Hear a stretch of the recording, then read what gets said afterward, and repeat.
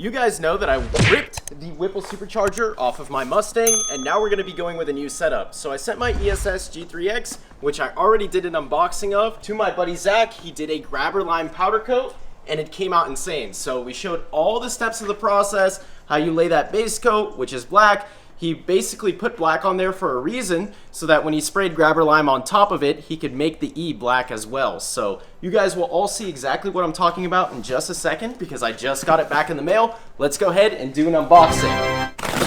Whoa, whoa, totally haven't unboxed this already. Oh, wow. So we have an acrylic coat on here, or prismatic, I meant to say.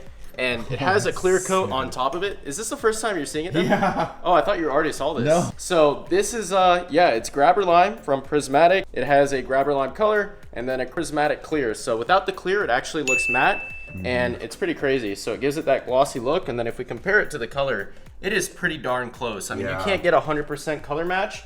And this was the black E that I was talking about earlier. So this is the G3X. What were you gonna say? What was the E for? What's the E? Oh, because this is an ESS G3X. Oh, okay. So the E is for the ESS. Because a lot of people think these things are Prochargers or Vortec or Paxton. Yeah. No, it's ESS. It's a new company that just came out. But yeah, that is the final result, as you can see. And if we spin this, you can kind of see it. So a lot of people also think that this thing is a turbo. No, it's actually a belt-driven turbo. That's what I like to call it. And basically the crankshaft spins, which spins this shaft on the back with a pulley, and that spins the turbine, creating the centrifugal force that is blowing a lot more volume of air into your intake manifold and creating boost. Does it make noise? Yes, it creates noise. So okay. At idle, this thing will chirp. It's a weird noise. I'll put a clip of it in. And then when you're letting off throttle, it goes psh.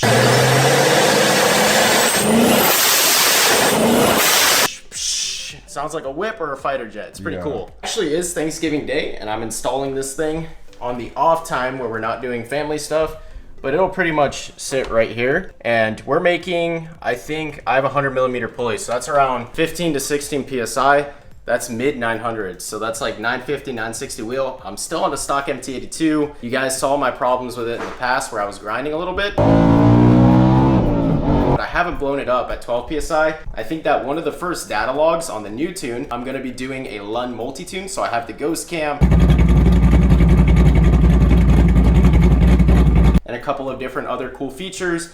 I think it's gonna blow on one of the first diagnosis pools where we have to send off data logs. So I don't know, it's gonna kind of be sketchy, but we're gonna send it anyways because that's what cars are about, right? Yep. You build a fast car, you send it, something breaks, you fix it. And if I break it, I'll have more motivation to fix it. Now, I'd love to sit here and talk about this thing for forever, but this is an unboxing video, so I can't just yap endlessly. You guys saw it, it's sick, it's grabber lime, but I'd also like to explain how a centrifugal supercharger works. So we're gonna skip to that right now. Teacher Toby moment. The centrifugal supercharger. The design features a belt-driven compressor wheel similar to that of a turbo that in turn uses centrifugal force to push more air into the intake manifold and create more air for combustion. So in summary, air is drawn into the turbine, which is spun by the crankshaft. Then centrifugal force pushes this air to an intercooler where the air is now cooled and then charged into the intake manifold, increasing manifold pressure. So when people say that these setups sound like a jet, well,